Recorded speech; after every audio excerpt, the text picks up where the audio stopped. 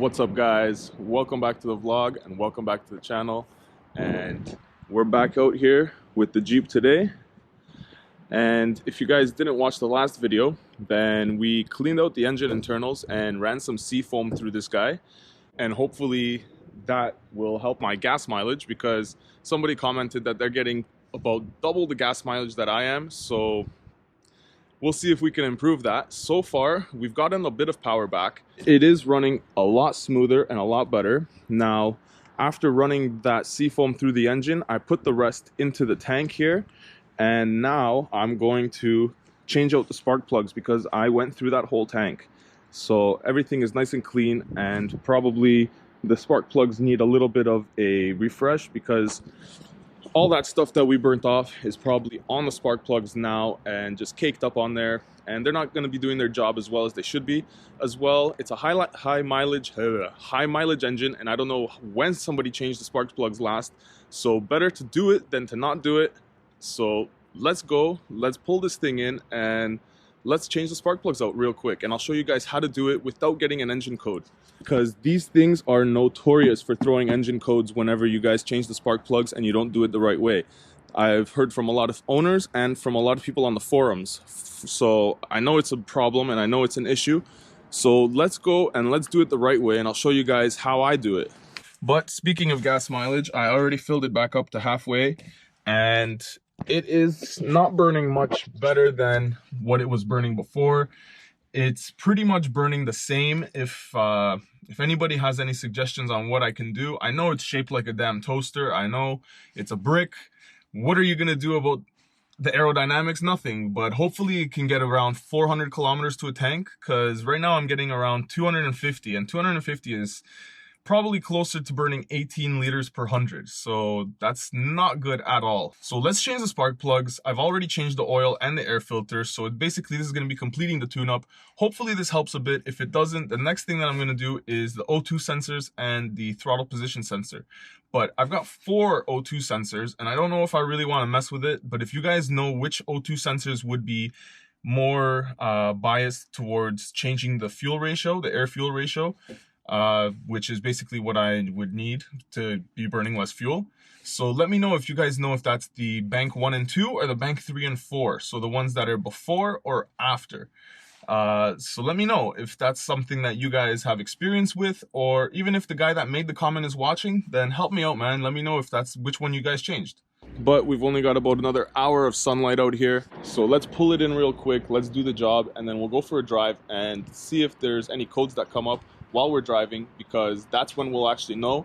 And unfortunately it'll be dark, but we can still go for a drive and we can still check it out. So let's hop in and let's go. And as you guys can see, no check engine lights currently, so let's go change the plugs and let's hope it stays that way. And here's something else I had to get the other day, guys. It didn't come with a battery tie down, so I went out and got one of these rubber straps, wrapped it around the handle a couple times and tied it in here and at the regular tie-in points where your metal bar would be, and it holds just as great.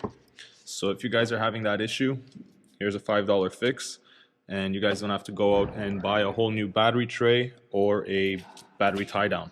And we've got everything lined up here, guys. I've got some pliers, my ratchet, I've got a 13 mil to take off the fuel rail bolts, which you guys will see in a second, spark plugs, and the most important piece, a feeler gauge. This is what's going to save your life and get you the job done right the first time, and you're not going to have any engine codes or any kind of stupidness like that. So I will show you guys, because these ones came out of spec, and a lot of people will tell you that the spark plugs you buy are going to be in spec and they're already spec'd out for your vehicle, they're already pre-gapped, you don't have to gap them. That's not always true, because each one of these was off of the spec that's recommended for this Jeep. So if I'm going to be putting them in, I want them to be to the right spec. So I'll show you guys how to check it, how to adjust it, and we'll check the ones that came out of there too to see how bad they were. So here we have the plugs, guys, and you can see that they are quite caked. Let me get the light there. There is quite a bit of buildup on these plugs. So let's take a look and let's see if any of them were actually in spec.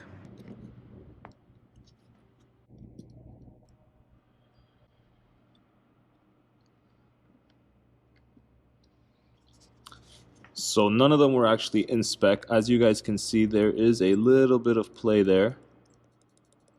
And I'll pull out one of the ones that I've already done.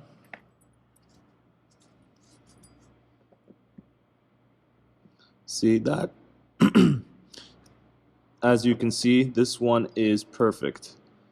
So let's stick these new plugs in and let's see how it runs. And one thing I will show you guys real quick is if they are out of spec, what you want to do is you want to tap on them until you close the gap a bit, and to open it back up, don't slide something in there and start moving it around. What you want to do is take it and bend the electrode connector up and out of the way instead of sliding something in there, if that makes sense. And you guys can see just how burnt these ones really are.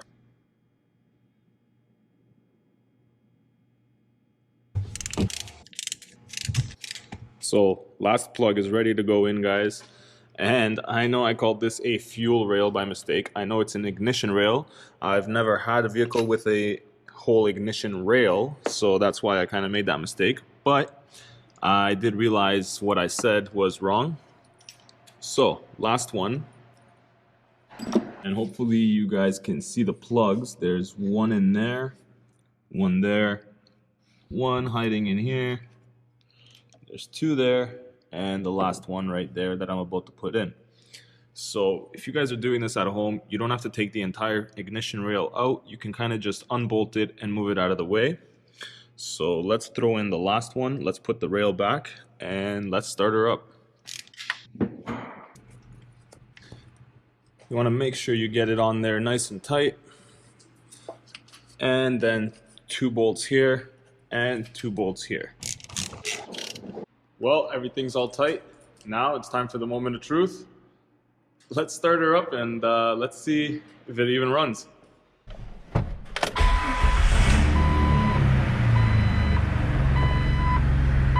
Well, it's running and there's no check engine lights. It looks like we did a good job so far, but let's go for a drive and then we'll actually know if there's any check engine lights. So let's shut it off for now. And there's one more thing I want to do before we get out of here, and that is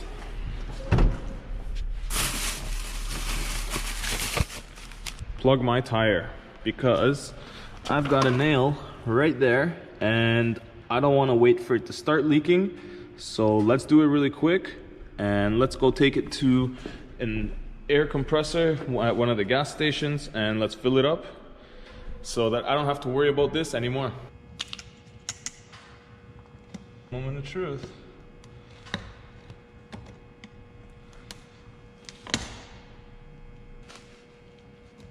Stubborn little guy. But I don't even think it went through. Nope. We got lucky. Well, hopefully we got lucky, but let's test it just to make sure.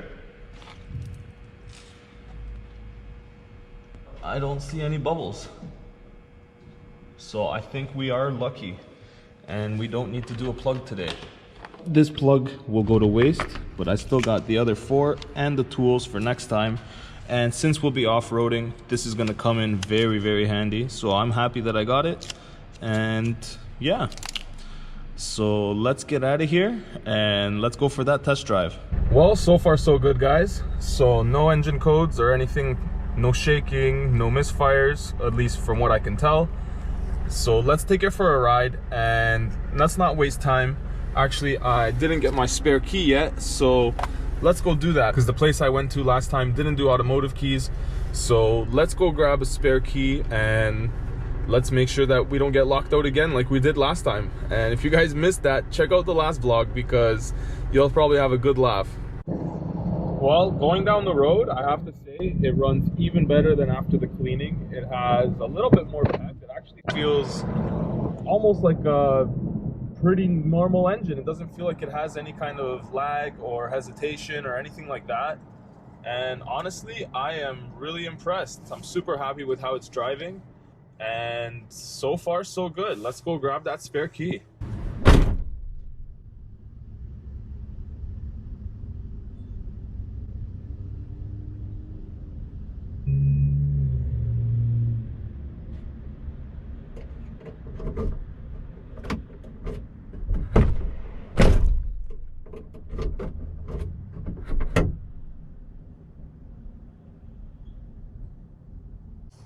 Sweet guys, so we got the keys cut and I grabbed myself 2 of them just in case, so I can keep one with me and one at home because you never know. So let's go and let's head back to my place right now because everything looks good. No engine codes, no kind of bullshit, no nothing. So let's go.